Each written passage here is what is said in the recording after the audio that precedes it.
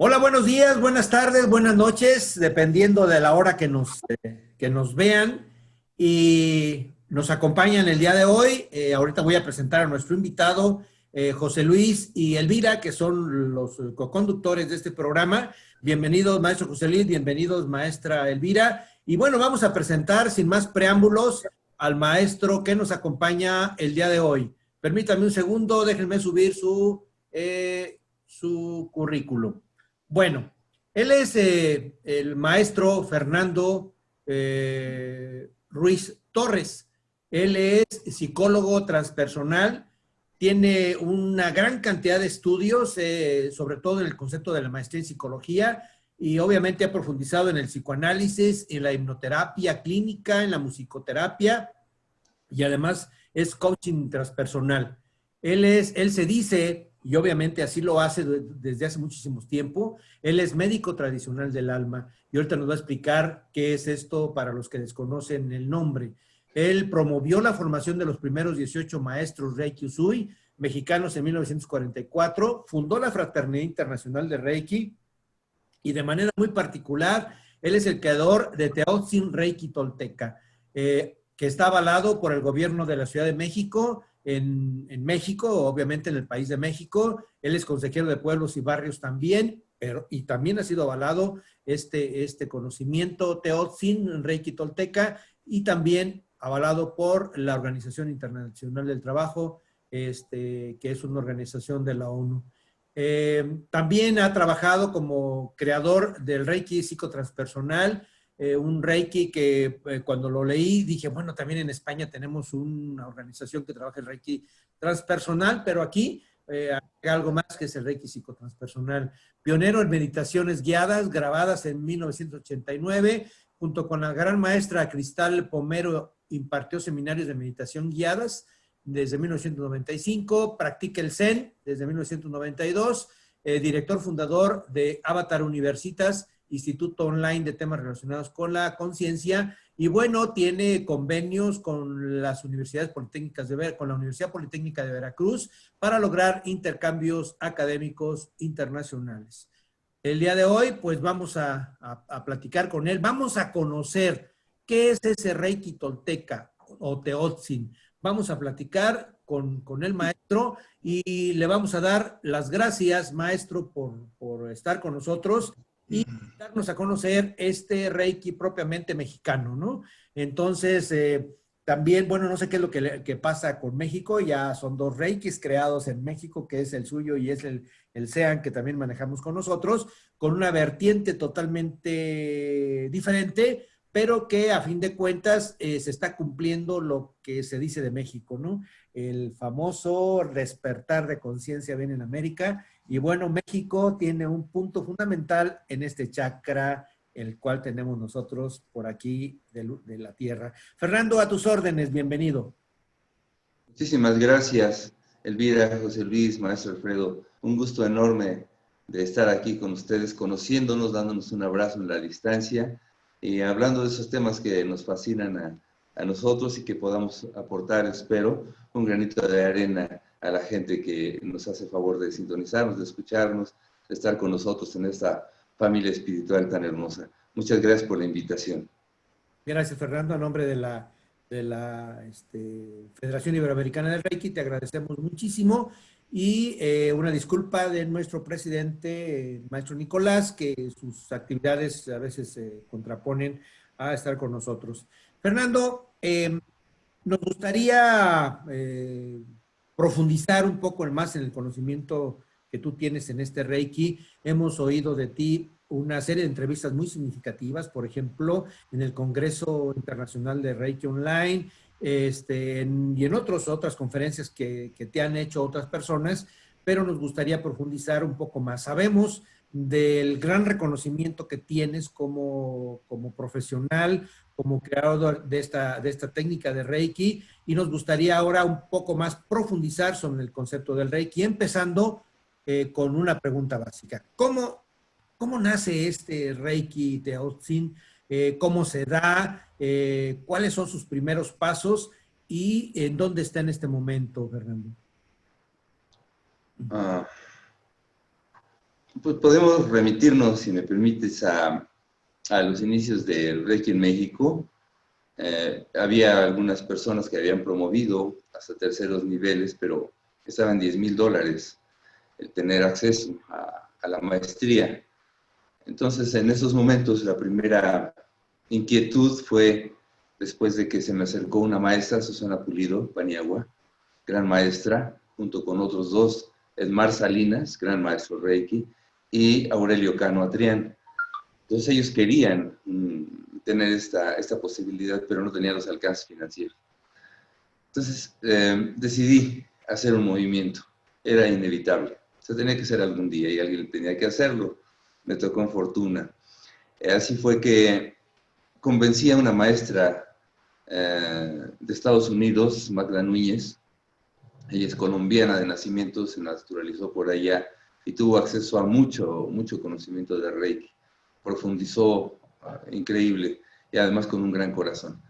La convencí, después de muchas llamadas telefónicas, a que viniera por acá. Y la convencí porque en lo transpersonal, que tú también conoces muy bien, a veces nos dejamos llevar por los símbolos o señales, ¿no? Y por esos tiempos tuve un sueño con el Máster Usui, cosa que me sobresaltó porque no tenía yo como la gran idea de involucrarme con un Reiki, mucho menos. Cuando uno está a veces en la academia, algunas materias parecieran ociosas y después uno va comprendiendo que son la gran verdad. Entonces, soñé con el Máster Usui, que me decía que había bandidos que entraban a llevarse las figuras doradas y las envolvían en cobijas. Y entonces, pero que podían parecer piadosos, pero en realidad no eran así. Entonces quise comprender a mi manera esa simbología y me di a la tarea de que se reunieran más personas. ¿Quién más necesita esta iniciación? Magda Núñez decía que nada más 5 o 6 personas, que no podía más, porque al convencerla me dijo, mi condición es esta, que no haya más de 5 o 6 personas. Y le dije, si quien no tenga dinero, que ponga el número 7, 7 pesos mexicanos, que es una nadita, o máximo 7,000, quien tuviera mayor consideración financiera. Y entonces accedió. A final de cuentas llegamos a Rupatitlán, Estado de México. Se hizo el trabajo cuando bajamos de los carros. Decían, no somos 11, ¿verdad? Porque era el número máximo que me había aceptado ya a regañadientes, y éramos 18 en total. Se dio ese movimiento. Curiosamente, sin entrar más a detalle, recibí amenazas, descalificaciones, hasta insultos, cosa que es natural al hacer un movimiento de esta magnitud, de esta naturaleza. Y tuvimos una reunión en el Museo Casa Carranza en 1995 y ya no éramos los 18. Estaba llena la sala de primeros niveles, de aspirantes, de curiosos, y fue una alegría que me desbordó. Dije, no fue en vano el esfuerzo, no fue en vana esa lucha y soportar esos descalificativos, no importa, parte del show y el ego no debe intervenir demasiado. Entonces, ahí se hizo la reunión para que se fundara la primera Federación Reiki Mexicana, que podría tener impacto en Latinoamérica. Pero consideré que no era lo correcto. Lo correcto sería dejar fluir el Reiki y los Reikis que vinieran en lo futuro y observar solamente. Observar, daban muchas ganas de intervenir al paso de los años, pero fui testigo de cómo crecían organizaciones en México, se involucraban, se incorporaban nuevos sistemas de Reiki, y lo veía con emoción y la verdad, si soy sincero, con muchas ganas de intervenir, incluso de hacer a lo mejor hasta algún tipo de organización. Lo que hice fue la Fraternidad Interamericana de Reiki, que ahora le pongo Fraternidad Internacional Reiki, sin ánimo de lucro, solamente apoyando de las maneras en las que se puede participar cuando alguien quisiera tener algún nivel y no tiene posibilidad económica, o que quisiera tener un reconocimiento de alguna organización. Entonces tratábamos de asistir. sigo siendo observador del Reiki, ahora muy respetuoso, porque se han incorporado personalidades que han investigado mucho, que han viajado al Japón, etcétera. Yo tuve una compañera japonesa y antes de involucrarme en Reiki, creo que en Dharma me tocó, el haberla conocido y conocer el Reiki de primera mano de Saori, que ella decía que el Reiki no es un sistema de sanación, sino una filosofía de existencia y de comprensión íntima. Entonces ella vivía el Reiki constantemente. Decía, es que yo soy Reiki. Al cabo del tiempo me fui dando cuenta que Reiki no es una palabra japonesa, sino que al igual que otras palabras que se han internacionalizado por el uso y por que la gente las toma desde el corazón, es una palabra que pertenece a todo el mundo, que puede significar el acercamiento a las energías desconocidas, y en este sentido, pues ya toma carta de naturalización mundial. En los primeros cursos que di de Reiki, la manera en que lo aprendí, mi esposa, Cristal Pomeroy, que es una gran maestra, una norteamericana involucrada en el servicio hacia quienes más lo necesitan en México de ya muchísimos años, me comentó, ¿por qué no haces un intento de involucrar lo que conoces de México en el Reiki? Me pareció disparatada la idea, pero la consideré. Nada más la consideré, esto fue en 1995. Mucho más adelante ella seguía con esa intención porque he viajado mucho al interior del corazón de nuestros pueblos. He aprendido muchas recetas de cómo curar, limpiar, alejar energías, imponer las manos, ¿no? Eso lo conocí en Xalitla, en la sierra de Guerrero. Hay dos pueblitos, Xalitla y Amayaltepec, están más o menos cerca. Y ahí, en una ocasión, una persona dice, es que a esta persona hay que curarle el coatl, está muy débil el coatl. Y le estaba dando energía en medio de las piernas, en la parte invisible, en las rodillas, en medio de las dos rodillas, están las dos piernas, y entonces en esta parte, en esta región invisible, le estaba dando la energía y terminó en la planta de los pies y después le frotó tierra. Me pareció un primer acercamiento a un Reiki mexicano, utilizando Reiki en la manera en que le expliqué, pero con mucho desconcierto. En el año 2006-2007, Alfonso Zaragoza, que ya está en otro plano de existencia, le hizo una entrevista a mi esposa y en un inter platicamos. Me dice, tengo entendido que fuiste a la Universidad Autónoma de Tamaulipas. Sí, fui para allá y di un tema que se llamó Teotzin, que es una energía cósmica venerada, que podía ser un parecido a Reiki, en tanto vocablo, pero era solamente psicología. Yo hablé de la psicología y de algunos elementos que se utilizan en nuestros pueblos para equilibrar, para decir que generalmente no se busca en los pueblos la armonía, sin que esto sea una descalificación, sino que dice, no busques armonía, no te desgastes, busca equilibrio. Si encuentras equilibrio, surgirá espontáneamente la armonía. Entonces el equilibrio lo buscan, me encontré esto más adelante, después lo leí en algún artículo de Marín Ruiz, Quetzalcóatl, Tonal Nahual con un centro Macuilxochitl.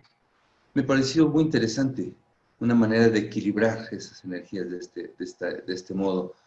Así fue que entonces di la ponencia de psicología transpersonal con elementos de la tradición, de lo que conozco, porque yo siempre he insistido, no soy antropólogo, no soy historiador, soy un inquieto, a veces investigador de la tradición oral o de lo que me permiten, porque como uno es mestizo, no fácilmente. A veces me dejaban entrar, como en Teciutlán, Puebla, en la parte alta, me dijeron, está bien, eres muy necio, vas a ver una sola curación, te me sales sin cámara, sin lápiz, sin nada. Y salían y me hacían la plática para que se le olvidara a uno. Entonces uno después, en la reconstrucción, quien se haya dedicado a esto va a saber que es casi imposible entrar al corazón de mucho del conocimiento que tienen nuestros ancestros y los descendientes directos que no fácilmente sueltan prenda. El Tata Agustín alguna vez me dijo, yo le decía, tengo una receta, los 7 elementos que se ponen en alcohol para curar todo tipo de cosas. No, eso es de niños. La esencia maestra es otra cosa, es de 11 elementos. ¿Cuáles son? No me revelaba y no me revelaba. Yo quiero Los comentarte 10, algo, Fernando. sí, Está muy interesante, pero quiero que José Luis y Elvira propiamente sean testigos de lo que tú estás diciendo. ¿Por qué? Porque ayer precisamente tuvimos el programa en la Alianza Reiki en México sobre iniciaciones. Entonces decía algo muy interesante José Luis. Nosotros somos mestizos y tenemos acceso, exactamente lo que tú estabas diciendo. No tenemos acceso, así como los japoneses no dejan entrar a los extranjeros, también nos consideran a nosotros extranjeros. Si quieres comentar algo, José Luis, de esto. No, pues solamente ver que el conocimiento es el mismo, o sea, somos mestizos, no nos dejan obtener toda la información, que fue lo que yo te comentaba anoche, y pues así es la tradición, ¿no? Es muy difícil entrar con ellos, acceder a su conocimiento total, y pues picando piedra, tenemos, ¿cuánto tenemos? 10, 12 años estando cada año con ellos y un fin de semana y si nos dejan y no nos dejan. Ahí vamos. ¿Cómo ves, Fernando? es maravilloso lo que está platicando ahorita, es queridísimo José Luis, porque es así.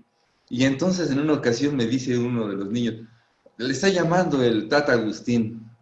Ah, no, ya no. Dile que mañana platicamos. Es que dice que es importante que vaya. Después de tanto estar suplicando, uno tiene su orgullo también. Dile que muchas gracias, que no, que ya, estuvo bien. Es que me dice que se lleve una hoja y un lápiz. Ay, no, voy para allá, voy corriendo y ya. Me da la receta completa de cómo hacer la esencia maestra, que he estado divulgando mucho, ¿no? No recuerdo casi pero es Ruda, Romero, Albahaca, Santa María, Pirú, Salvia, Lo bueno Estafía, que queda grabado, maestro Fernando. macho, limón, y cáscara de huevo molida. Todo eso, pero dice debe ser alcohol de caña, alcoholito de caña, alcohol de caña.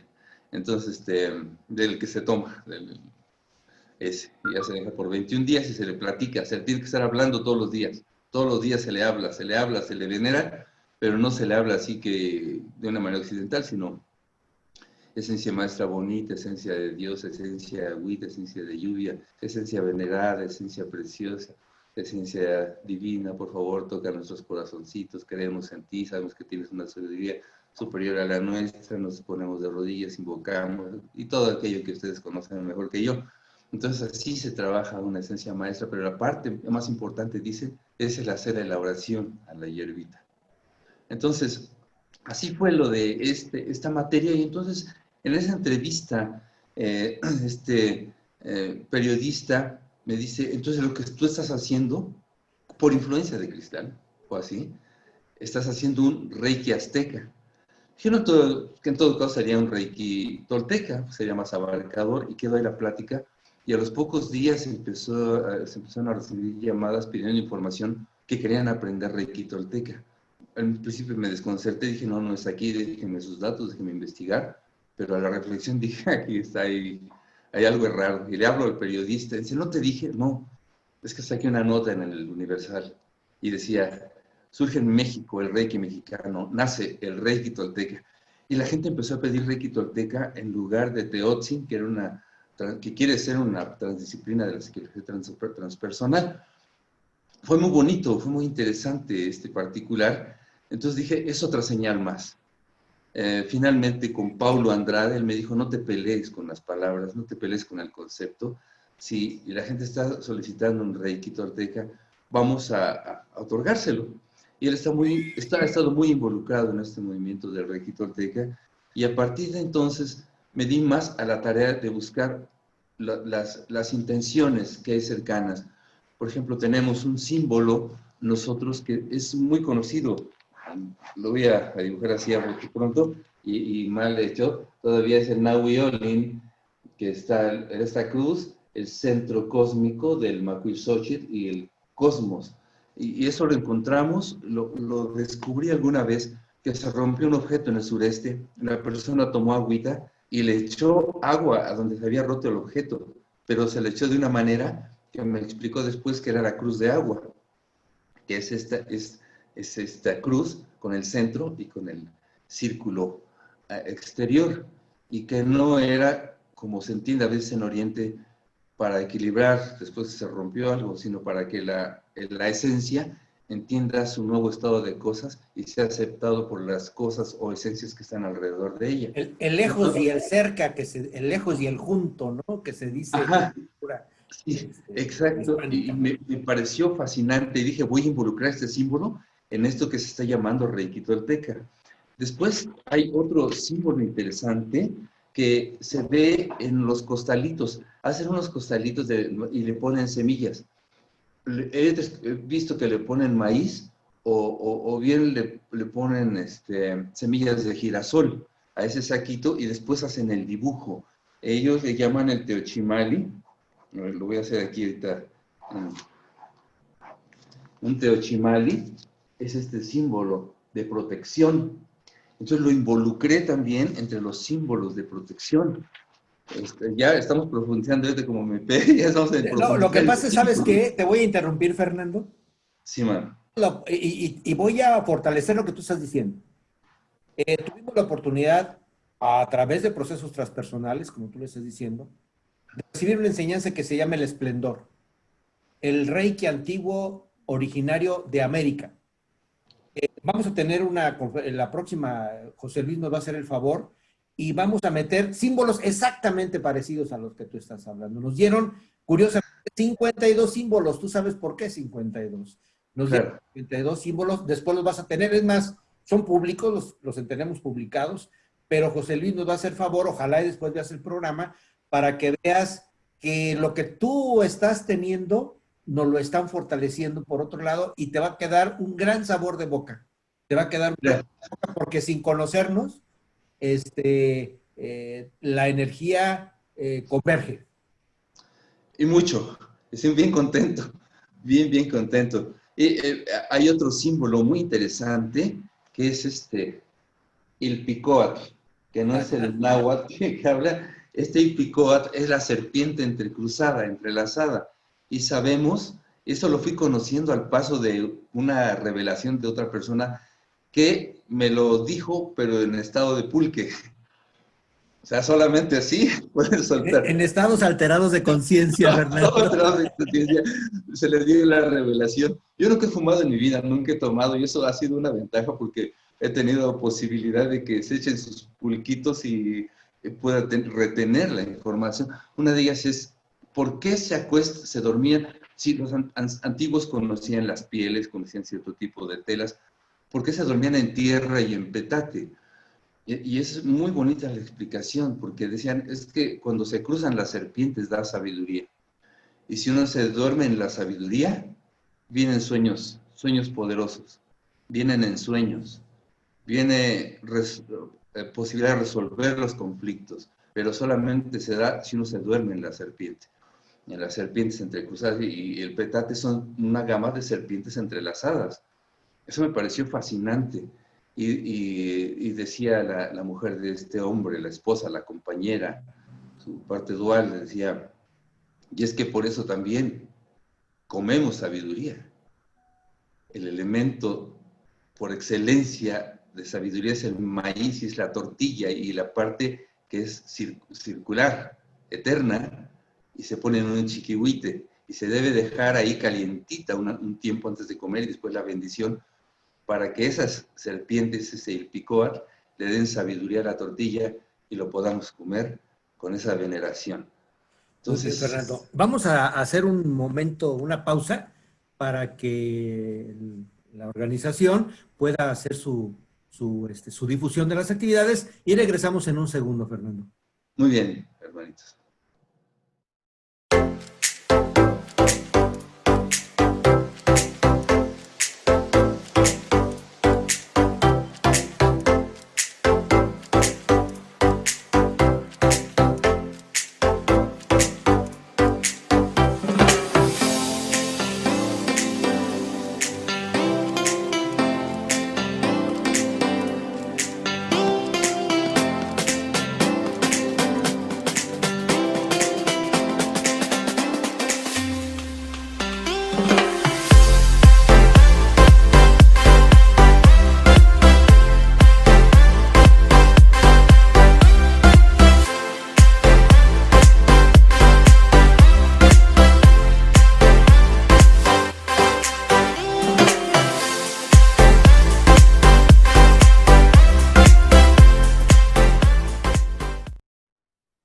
pues continuamos, queridos seguidores. Y bueno, aquí tras bambalinas, como se dicen en la televisión oficial, estaba yo muy interesado platicando con Fernando junto con José Luis. Y bueno, le dije a Fernando, mejor déjame abrir el programa de nuevo para que nos platique una cosa interesante que nos va a comentar.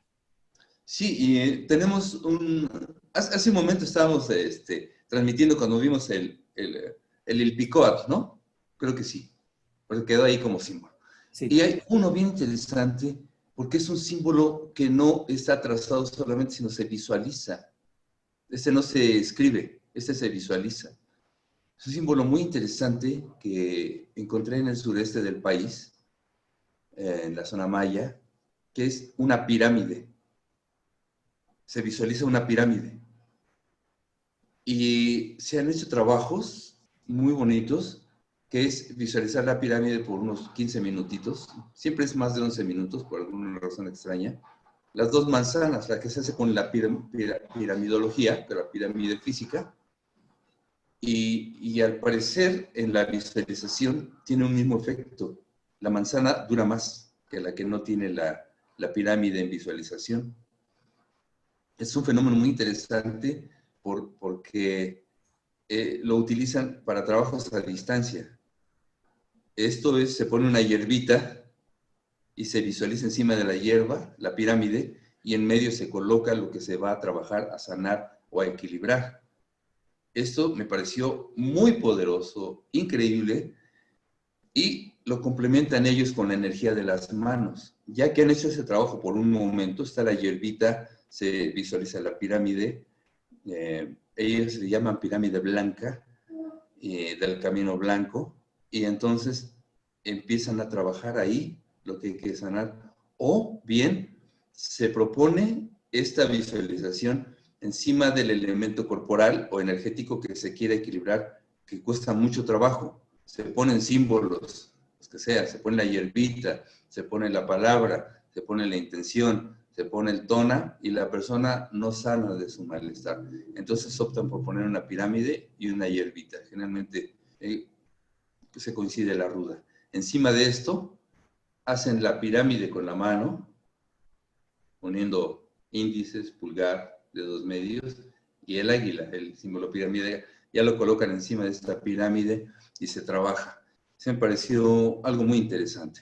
Entonces así fue que se fue construyendo esto que era ya un Reiki con elementos de la tradición de curación de nuestros ancestros y que ha ido tomando cuerpo al paso de los años. Comencé ya con seriedad en 1997. Si bien la investigación que tengo es desde, ahorita voy a cumplir 63, estamos en el año 2001 para cuando esto se escuche después, y yo tenía 19 años cuando empecé a trabajar de investigación.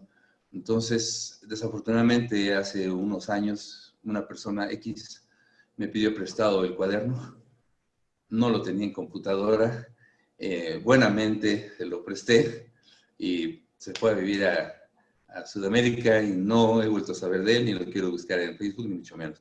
Si regresa está bien, si no, lo que quedó, lo que ha quedado, es suficiente para seguir nuevamente el trabajo, que ha sido muy bonito.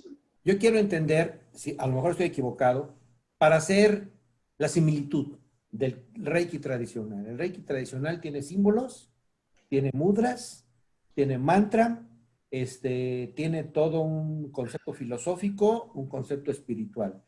Y si lo ponemos con el concepto del Reiki cultural, dice Piqué que estos Reiki son culturales, si lo ponemos con el Reiki cultural, el tolteca tiene símbolos, tiene mantra, tiene mudras, tiene un concepto espiritual y obviamente es energía. Entonces podemos hacer el concepto de similitudes o analógico para poder decir, esto va a través de una corriente totalmente mexicana, de pensamiento prehispánico, al concepto antiguo o antiguo moderno del concepto del Reiki. O sea, es lo mismo, pero para culturas, concepto diferente. ¿Sí es así, Fernando?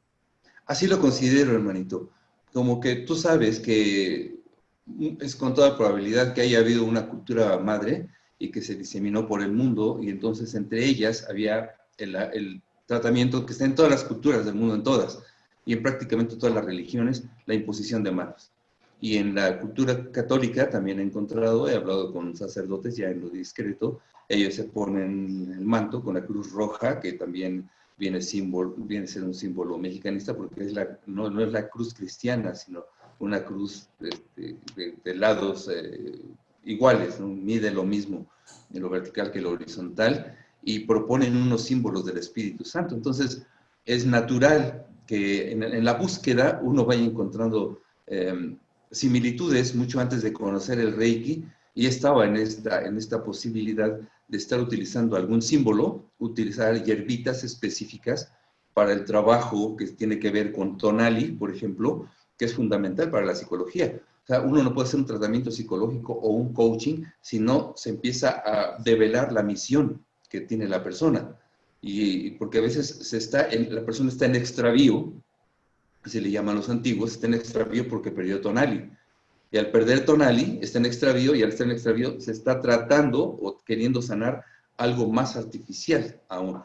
Entonces, por medio del tratamiento de la cura del susto y el espanto, se regresa el alma Tonali a su sitio, como cuando la persona dice, me regresó el alma al cuerpo, más o menos es algo semejante, y con ese tratamiento se puede empezar a buscar un verdadero equilibrio, un equilibrio extraordinario. En la psicología tú sabes, está muy bien, que el numen, el corazoncito de muchos padecimientos es el miedo. Entonces, este miedo bifurca y puede encontrarse en una hebefrenia catatónica, conversión histérica, TDAH, TOC, hasta fenómenos preesquizoides, etcétera, por una generación de un miedo mal encausado que fue tomando consideraciones que dan a terapia. Pues los antiguos conocían la raíz del padecimiento y le llamaban susto y espanto. Entonces el susto para las cosas del mundo y el espanto para las cosas sobrenaturales. Y si bien es cierto que en esta zona la zona hepática, el Ijillos, nos da consideración que tiene mucha relación con la energía de la vista, y un Ijillos mal aspectado puede provocar ojeada, puede provocar mal de ojo, también es cierto que ahí se puede refugiar algo que es un problema psicológico muy severo que se llama cobardía. Y la cobardía es un camaleón que está disfrazado de baja autoestima, de negligencia, de pereza, de indolencia, de muchas cosas que impiden el progreso. E incluso se puede disfrazar de espiritualidad buena. Soy muy bueno, y lo que pasa es que no es bueno, sino no quiere enfrentarse al mundo, y es una persona en cobardía. Entonces se trabaja.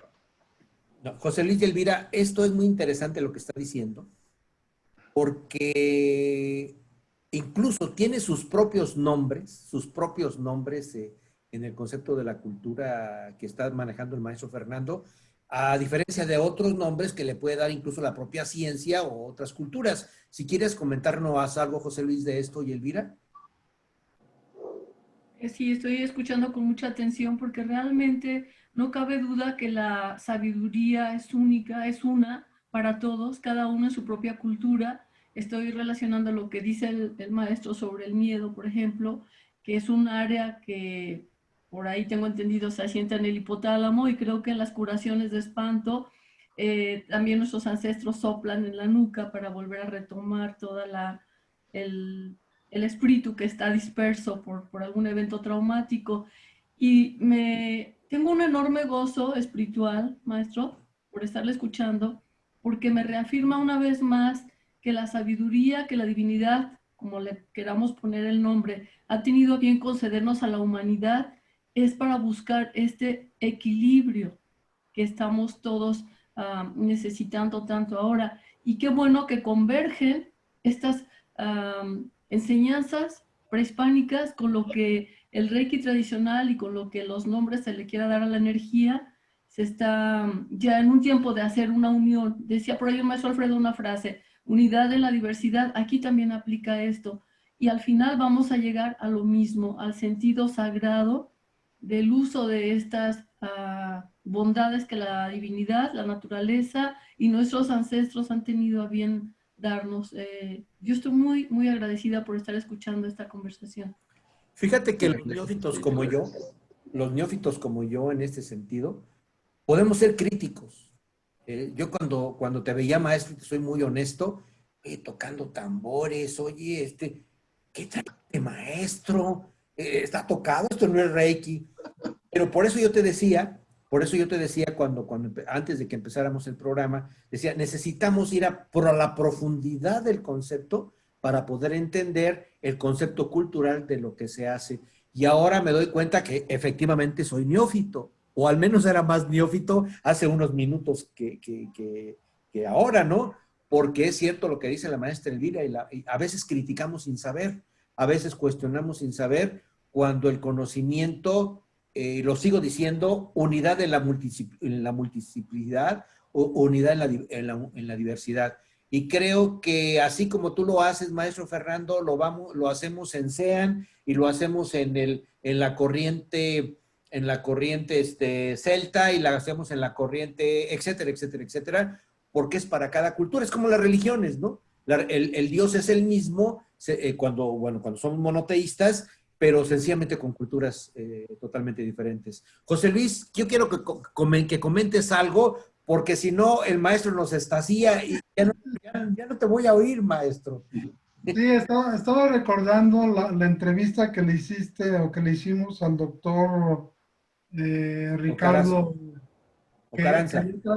atrás de él tenía un panhuehuetl, ¿sí? Y que le preguntaba yo, ¿sí? Le decía, bueno, es que el tocar el tambor, simplemente el puro ritmo cardíaco, ya se lo estás tú regulando a la persona. Una persona con presión alta, presión baja, lo único que pasa es que su corazón no está arrítmico. Entonces, si tú le empiezas a sonar el tambor con el ritmo del corazón, pues ya lo estás tranquilizando, lo estás empezando a trabajar, y es pues parte de la tradición, la música prehispánica, ¿no? O sea, lo que hace es también tranquilizarnos. Ya tocaste dos puntos más, el soplo y el soplo, Sí, que también se incluye en el concepto del Reiki tradicional, pero de otra manera, ¿sí? Por ejemplo, haciendo los famosos mantras, ¿no? Que ellos hablan, el Oriente habla muchísimo el concepto del mantra, pero nosotros a lo mejor utilizamos materiales para poder hacer esos mismos sonidos que a nivel de la vocalización no los podemos hacer porque se tornan más exactos, ¿no? Maestro Fernando, continuamos porque ya nos tiene estaciado y si no se nos va el tiempo. Sí, hermanito. Y fíjate que también cuando fui a hacer un tipo de examen para que me diera un reconocimiento por parte del Consejo de Pueblos y Barrios, me recibió el chamán Dani, un conocedor muy profundo de la materia, y cuando me recibió me dice, por de pronto te voy a ser sincero, no creo en tu materia, creo que es una charlatanería, y te voy a recibir porque ya llegaste. Y al final, bueno, somos grandes amigos y hubo ocasión también de tocar el tema, porque sí es cierto, da polémica, y más por el nombre, Reiki Tolteca. O sea, los psicólogos dicen, no friegues, esto es una vacilada. Los reikistas dicen, ¿cómo que toltecas? Hay que respetar las raíces. Y los de la mexicanidad a veces les da escalofrío meter otro tipo de consideraciones, incluso hasta psicologistas. Y es normal, es parte del show y es hasta divertido en cierto momento. Pues sí, hablábamos de esto del Vijiyot, que da a vista y se puede crear la ojeada o el mal de ojo. El mal de ojo por tener un Vijiyot mal aspectado y que puede impactar. Entonces se hace un equilibrio con un cierto, pues, con algunos símbolos, proponiendo ruda en este sentido y haciendo una transformación de vida naturalmente. Es así. También está la parte del corazoncito, teyolia o teyolía, que le llaman los abuelos, y aquí es exponenciar, esa le llaman la figura que se expanda hasta el último rincón del universo. Sabemos ahora que en la parte energética es 5000 veces más poderosa que la energía del cerebro, incluso medible.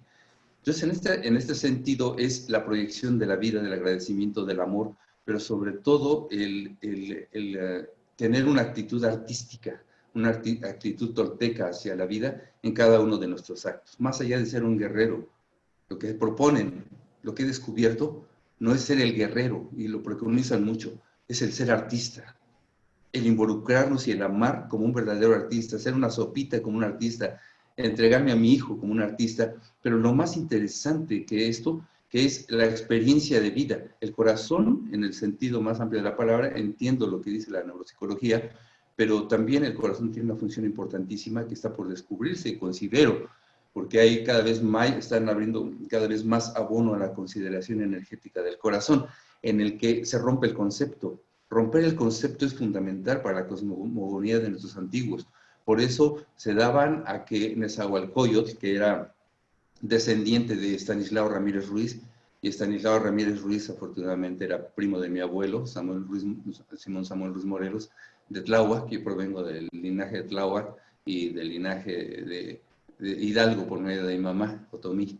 Entonces, ahí se va comprendiendo qué es el ser artista que rompe la parte conceptual. La parte conceptual la entendemos como, mira, yo tengo un bolígrafo, entonces este bolígrafo está aquí, por medio de la palabra va avanzando y llega a tu comprensión, ya está el bolígrafo, escribe muy bonito y entonces queda como conceptual, y es muy diferente decir, tengo este bolígrafo, mira, tócalo, te lo presto, escribe con él. Entonces nos vamos a la experiencia oriental. La experiencia orientalista era fundamental para el pensamiento de nuestros antiguos, y mucho se está quedando, incluso del Reiki orientalista, está quedando en la conceptualización del elemento, en lugar de involucrarnos con el corazón, con la persona que tenemos enfrente. Entonces, eso forma parte del Ijiyot y del Teyolia.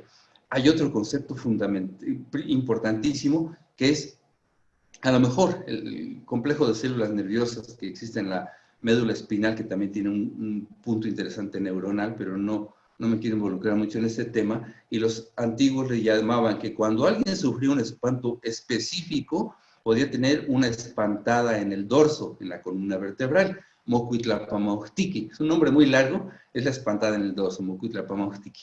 Entonces, en este, ¿qué equiparación? Porque todo lo que hemos platicado ahorita, le he buscado una equiparación psicologista con lo actual. Dice la tradición, la persona sufrió que tuvo una energía o un ser le penetró, entonces está poseída, tiene una posesión y necesita un exorcismo.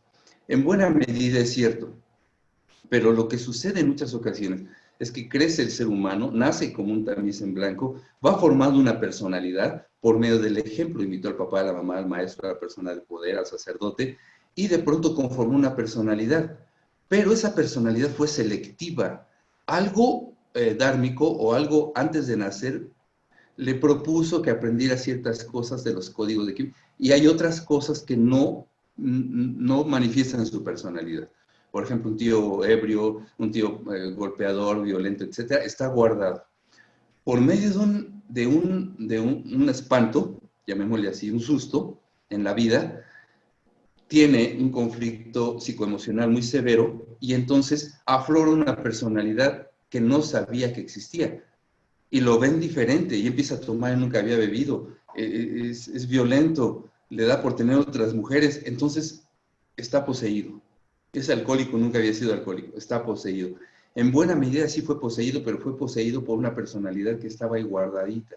Entonces, al colocar las ramitas de salvia en la columna vertebral, porque aquí se pone albahaca, aquí se pone Santa María, en Ijiyot se pone ruda, en Mocuitlapamauhtiqui se pone una hierba adquirida, pero bueno, muchas hierbas se han involucrado, como la albahaca en nuestra tradición. Se coloca salvia, se colocan las manos y hasta que dé mucho calor, se va preguntando hasta que la persona siente y uno siente el calor, entonces empieza a expulsar a esa persona. Lo que sucede es que regresa nuevamente al inconsciente por una ordenanza, pero también es cierto que puede ser que sí haya posesiones. Eso ya implica un conocimiento de lo transpersonal y de otro tipo de psicologías más especializadas, pero funge una especialidad psicologista transpersonal que tiene más de 500 años de estar funcionando. Entonces, eso es maravilloso. Como una última, es los antiguos, los brujos, lo sabemos, no utilizan el fetiche para hacer daño a la otra persona. Utilizan o un símbolo o utilizan algo que conocen solamente los rancios, los que viven hasta la última esquina del cerro más escondido. Cuando quieren hacer daño, y lo han de saber aquí, no sé qué, del video de José Luis, que han viajado mucho por ahí, se hace daño en las pantorrillas. Debilitan la pantorrilla y por ahí atacan. Entonces hay que fortalecer la pantorrilla por medio de la bendición de la hierbita. El epazote morado se frota en la pantorrilla por lo menos una vez cada luna llena y entonces la persona está en protección. Es infinito, pues. A ver, yo te puedo dar la explicación a través del paralelo y el meridiano, pero bueno, a través del concepto energético. Pero ¿qué te parece, Fernando? Se nos fue el tiempo, ya llevamos 1 hora y luego no nos van a ver el programa.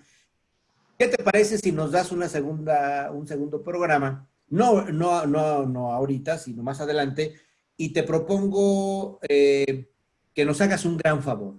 Que nos hagas, por ejemplo, la información desde las dos vertientes. Mira, esto es lo que te dice el Reiki tolteca y esto está lo que está en el Reiki occidental o otros estilos y entonces embona aquí, ¿sí? Y claro, lo adicional es exactamente lo que hace muchas veces la diferencia en la inclusión de todo esto. De lo que tú estás hablando, yo te puedo hablar de conceptos de meridianos y paralelos energéticos, pero no es la intención, sino más bien queremos conocer un poco más el concepto que has creado durante tanto tiempo. ¿Te parece, Fernando, que nos pudiéramos ver otra ocasión? Me parece muy bien y vamos a platicar entonces de la imposición de manos. Sí. ¿Por qué en Quetzal? ¿Por qué en Coatl? ¿Por qué en Tonal? ¿Por qué en Nahual? ¿Y por qué las hierbitas?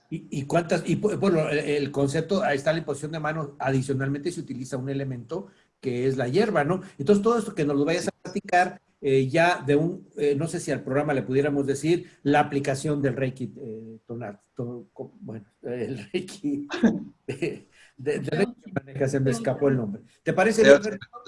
Claro que sí, con mucho gusto. José Luis y Elvira, ¿qué les parece?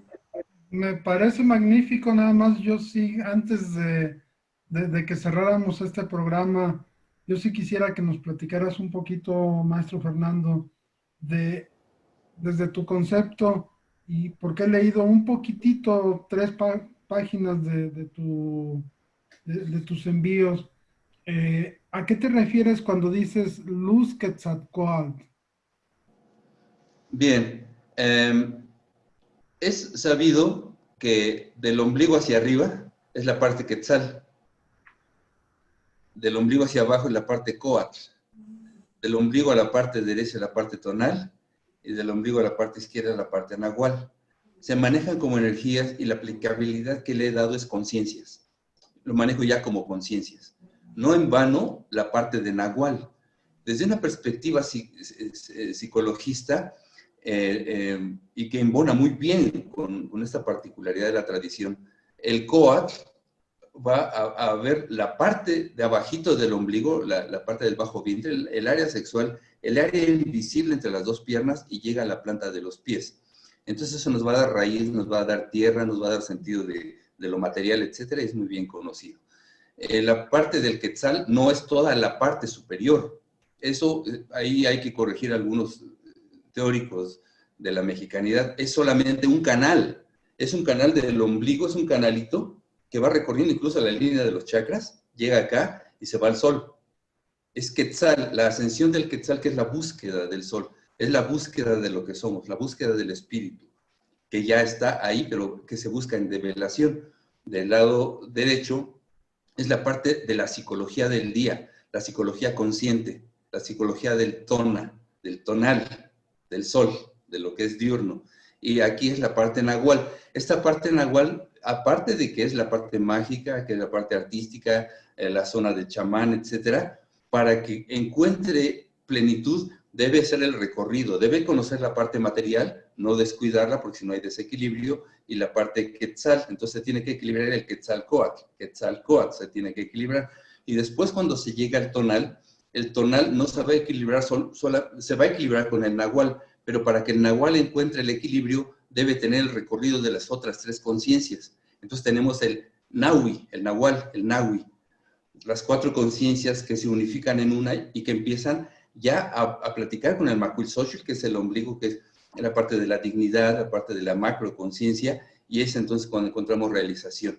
Es así básicamente, pero esta Fíjate, es la parte lumínica. Le encuentro totalmente el sentido a lo que nosotros enseñamos con el meridiano celeste, el meridiano terrestre, el plano, el paralelo superior, el paralelo, totalmente la relación con un lenguaje específico para la cultura mexicana. Ya le vamos a dejar, si no, no nos vamos. Muchas gracias. Un abrazo. Muchas gracias, José Luis, muchas gracias, Elvira, y queda pendiente porque esto está interesantísimo. Ya después le diremos cuándo empezamos. Hasta luego, que estén ustedes muy bien. Gracias.